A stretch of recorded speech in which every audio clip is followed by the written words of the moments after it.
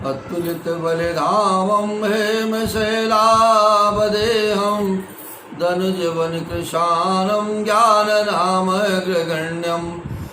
सकलगुणनिधानं वानराणामधीशं रघुपतिप्रियभक्तं वातजातं नमामि। ब्रह्म जो व्यापक बिरज अज अकलयनीह अभेद, सो कि देह धरे होय नर जाहि न जानत भेद। जो ब्रह्म सर्वव्यापक माया रहित अजन्मा अगोचर इच्छा रहित और भेद रहित है और जिसे वेद भी नहीं जानते, वो क्या वो देह धारण करके मनुष्य हो सकता है? शंभु गिरा पुनि मृषान होई, शिव सर्वज्ञ जानु सब कोई। अस संशय मन भयउ अपारा, होई न हृदय प्रबोध प्रचारा। फिर शिव जी के वचन भी झूठे नहीं हो सकते। सब कोई जानते हैं कि शिव जी सर्वज्ञ हैं। सती के मन में इस प्रकार अपार संदेह उठ खड़ा हुआ, किसी तरह भी उनके हृदय में ज्ञान का प्रादुर्भाव नहीं होता था। जो तुमरे मन अति संदेहु, तो किन जाए परीक्षा लेहु। तब लगी बैठी हम बट छाही, जब लगे तुम अयो मोहि पाही। जो तुम्हारे मन में बहुत संदेह है, तो तुम जाकर परीक्षा क्यों नहीं लेती? जब तक तुम मेरे पास लौट आओगी, तब तक मैं इसी बट की छाह में बैठा हूँ। जैसे जाए मोह भ्रम भारी, करहु सुजतनु विवेक विचारी। चले सती शिव आयसु पाई, करहि विचारु करऊँ का भाई। जिस प्रकार तुम्हारा ये अज्ञान जनित भारी भ्रम दूर हो, शिव जी की आज्ञा पाकर सती जी चली और मन में सोचने लगी कि भाई क्या करूं, कैसे परीक्षा लूं। इहा संभोवस मन अनुमाना, दक्ष सुता कहूँ नहीं कल्याणा। मोरे व कहे न संशय जाहि, विधि विपरीत भलाई नाई।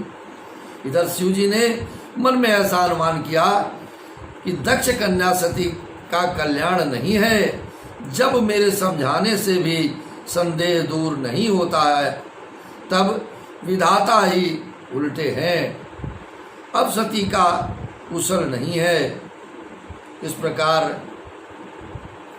पति के द्वारा जब अपनी पत्नी को कुछ भी वचन समझाए जाते हैं, तो उसका संज्ञान लेना चाहिए और उनके वचनों को पालन करना चाहिए, क्योंकि हुई है वही जो राम रच राखा, को करि तर्क बढ़ावै शाखा।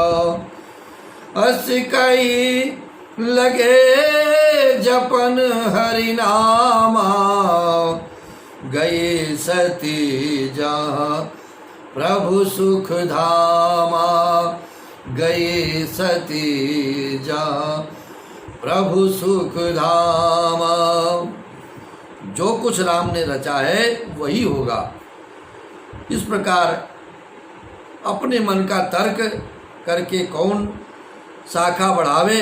ऐसा कहकर शिव जी भगवान श्री हरि का नाम जपने लगे और सती जी वहाँ गई जहाँ सुख के धाम मेरे प्रभु श्री रामचंद्र जी थे।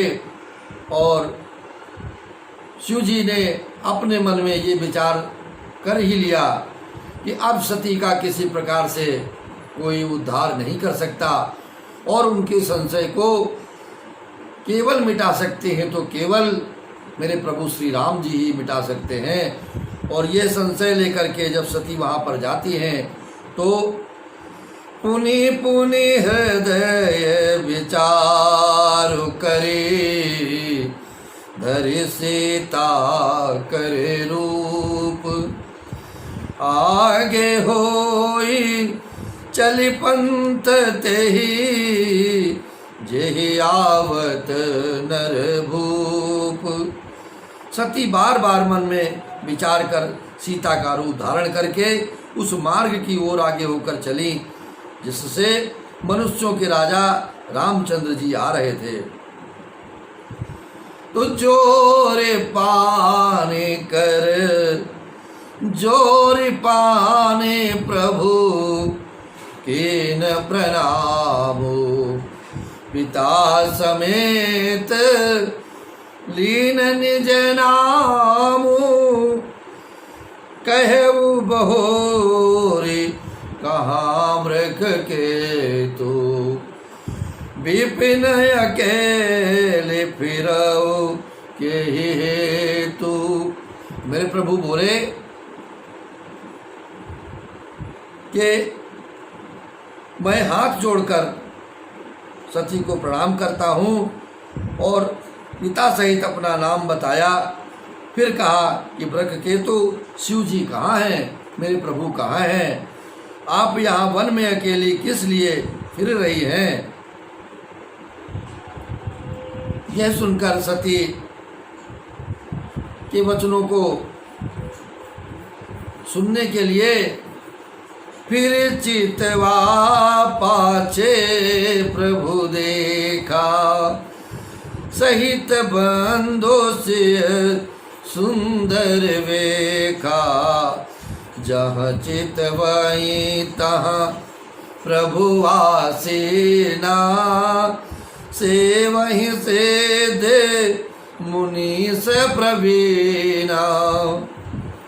पीछे की ओर फिर से देखा तो वहाँ भी भाई लक्ष्मण जी और सती जी के साथ श्री रामचंद्र जी सुंदर वेश में दिखाई दिए।